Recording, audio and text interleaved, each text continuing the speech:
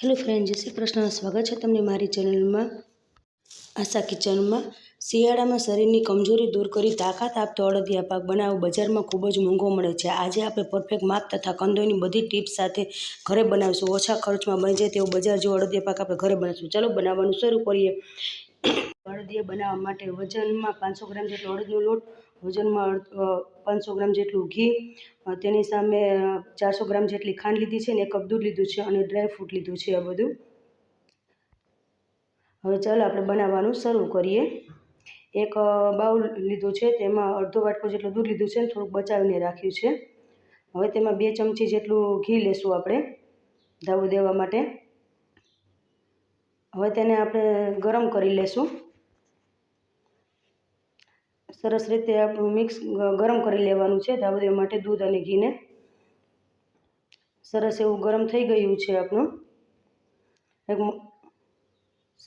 જો દેખાઈ રહ્યું છે સરસ એવું ગરમ. એક મોટું વાસણ લીધું છે, તેમાં અડદનો લોટ લીધો છે.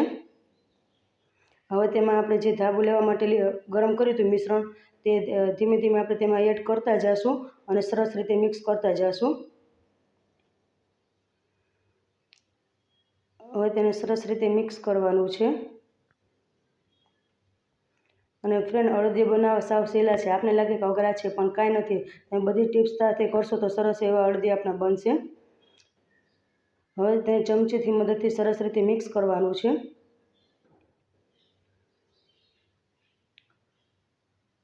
સરસ રીતે મિક્સ કરી લીધું છે. હવે તેને આપણે હાથની મદદથી વચમાંથી બધી રીતે સરસ રીતે મિક્સ કરવાનું છે, જેથી કણે કણમાં આપણું ઘી અને દૂધનું મોણ સરસ એ રીતે લાગી જાય અને આપણા અડદિયા છે તે એકદમ સરસ એવા બને. સરસ રીતે એવી રીતે હાથથી મિક્સ કરી લેવાનું છે, જેથી આપણા અડદિયા છે સરસ એવા બની જાય, દાણેદાર એવા બનશે. હવે તમે બનાવો જો મોણ એટલું પરફેક્ટ છે, જેવું પીંડી વળી ગઈ એવી રીતે સરસ, મીન્સ કે આપણું મોણ સરસ રીતે થઈ ગયું છે. હવે એક ચાણો લઈ લીધો છે, તેમાં આપણે આ છે સરસ રીતે આપણે ધાબો દીધેલ છે તેને હવે આપણે ચારી લેશું, જેથી જે કણી હોય તે અલગ પડી જાય, સરસ રીતે થઈ જાય. તેવી જ રીતે બધો લોટ છે તે આપણે ચારી લેવાનો છે. ફ્રેન્ડ્સ, મારો વિડીયો તમને થોડો પણ પસંદ આવે તો વિડીયોને એક લાઇક અને ચેનલ પર નવા હોય તો ચેનલને સબસ્ક્રાઈબ કરવાનું ભૂલતા નહીં. હાથની મદદથી સરસ રીતે વજન દઈને આપણે છે લોટ છે ચારી લેવાનો છે. લોટ આપણો સરસ રીતે ચરાઈ ગયો છે, જો બન્યું છે એકદમ કણીવાળું. હવે એક મેં પેન લઈ લીધું છે, તેમાં આપણે જે ઘી લીધું છે તે એડ કરવાનું છે. પહેલાં હું અડધું ઘી એડ કરીશ. ઘી છે સરસ રીતે ગરમ થવા દેવાનું છે. આપણું ઘી ગરમ થઈ જાય, આપણું સરસ ઘી એવું ગરમ થઈ ગયું છે. હવે આપણે તેમાં ગુંદ લેશું. જો અડધી વાટકી જેટલો મેં ગુંદ લીધો છે. હવે ગુંદને છે આપણે સરસ રીતે ઉતરી લેશું. ગુંદ છે આપણો સરસ એવું ફૂલી ગયું છે, તરાઈ ગયું છે. હવે તેને આપણે કાઢી લેશું પ્લેટમાં. અને અડદિયા એટલા સરસ બનશે કે મોઢામાં ચોટશે પણ નહીં અને ચીકણા પણ નહીં બને, એવા સરસ દાણેદાર થશે. હજી ઘી વધ્યું છે, તેમાં જ આપણે અડદનો લોટ છે તે એડ કરીશું શેકવા માટે. બધો લોટ તેમાં એડ કરી દઈશું. લોટ સરસ રીતે એવી રીતે મિક્સ કરી દઈશું અને તેને ધીમે ધીમે શેકવાનો છે. સરસ રીતે હલાવી લેશું.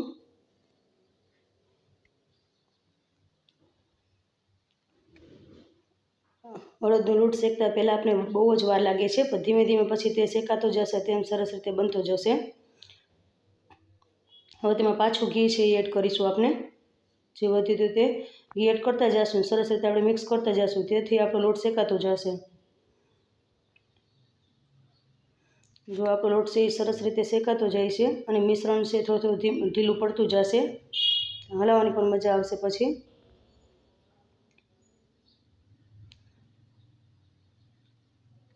હજી મેં પાછું ઘી છે એડ કરતી ગઈ છું. ઘી છે આપણે એડ કરતું જવાનું છે અને મિશ્રણ સરસ રીતે હલાવતું જવાનું છે.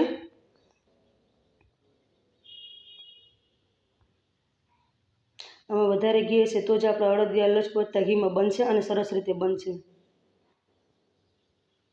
અને મોઢામાં મૂકતા ઓગળી જાય તેવા આપણા અડદિયા સરસ એવા બનશે. જો આપણું મિશ્રણ છે તે થોડું થોડું ઢીલું પડતું જાય છે અને તેને સતત હલાવ્યા રાખવાનું છે. પહેલાં આપણે થોડુંક હાર્ડ લાગશે, પછી જે લોટ શેકાતો જશે તેમ સરસ મિશ્રણ છે ઢીલું પડતું જશે. તમે જુઓ છો કલર પણ આપણો થોડો થોડો ચેન્જ થવા લાગ્યો છે. તેને સતત હલાવ્યા રાખવાનું છે. ઘી પણ આપણું છૂટું પડવા લાગ્યું છે.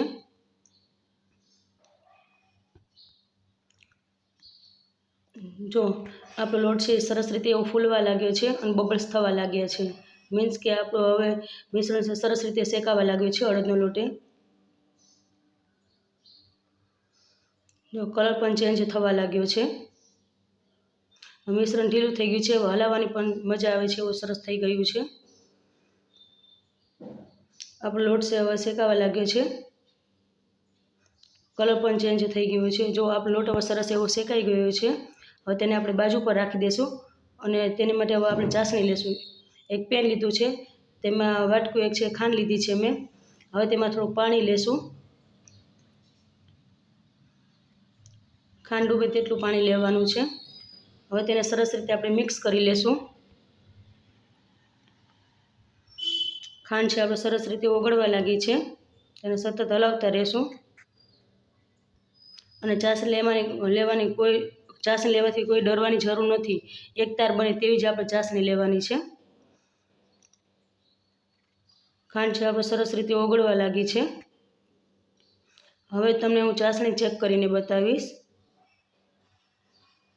હજી તેને થોડીક વાર ઉકળવા દેવાની છે. ચાસણી સરસ રીતે ઉકળી ગઈ છે. જો આપણી ચાસણી બનવા લાગી છે. હવે તમને ચેક કરીને બતાવું. એક તારની થાય તેવી રીતે ચાસણી લેવાની છે આપણે. જો એક તાર બને છે ને ચાસણીમાં આપનો,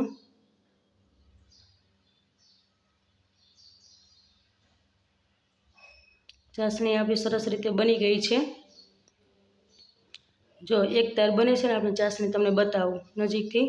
જો એક તાર બને છે તેવી આપણે ચાસણી લેવાની છે. ચાસણી બનીને તૈયાર થઈ ગઈ છે. હવે તેને આપણે બાજુ પર મૂકી દે. મેં આ ગુંદ લીધો છે, તેને વાટકીની મદદથી થોડોક આપણે ક્રશ કરી લેશું. વધારે ક્રશ નથી કરવાનું. જો થોડોક રહી જશે તો મોઢામાં આવશે ક્રંચ તો બહુ સરસ લાગશે. ગુંદ છે હવે સરસ રીતે ક્રશ થઈ ગયો છે. હવે તેને આપણે બાજુ પર મૂકી દઈએ. જે અડદનો લોટ શેકેલો તો એમાં આપણે થોડુંક દૂધ એડ કરીશું, તેથી આપણો અડદિયા છે બહુ સરસ બનશે.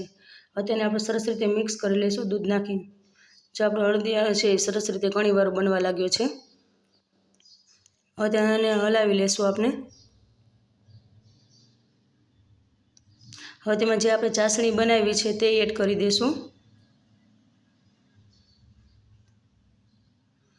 હવે તેને સરસ રીતે આપણે મિક્સ કરી લેશું. હવે આપણે તેમાં છે જે ગુંદ તરેલો હતો તે આપણે એડ કરીશું.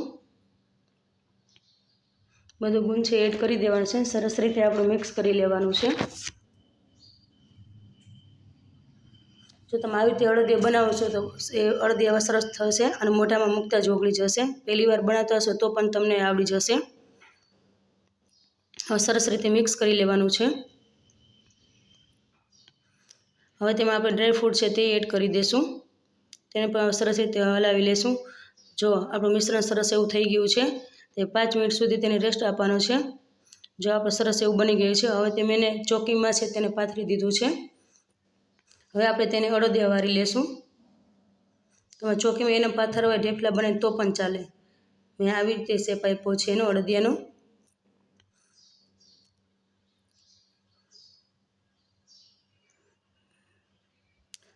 અડદિયાને વારી લીધા છે મેં.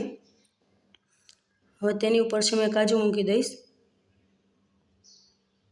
તેવી જ રીતે મેં એક ડીશ લીધી છે. ડીશમાં પણ મેં અડદિયા સરસ એવા વારી લીધા છે. જો આપણા અડદિયા કેવા સરસ બન્યા છે. જોતાં જ ખાવાનું મન થઈ જાય તેવા બને છે ને. પહેલી વાર બનાવશો તો પણ આવા સરસ અડદિયા બનશે.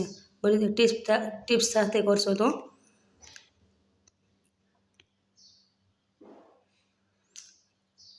કેવા સરસ આપણા અડદિયા છે તે બન્યા છે.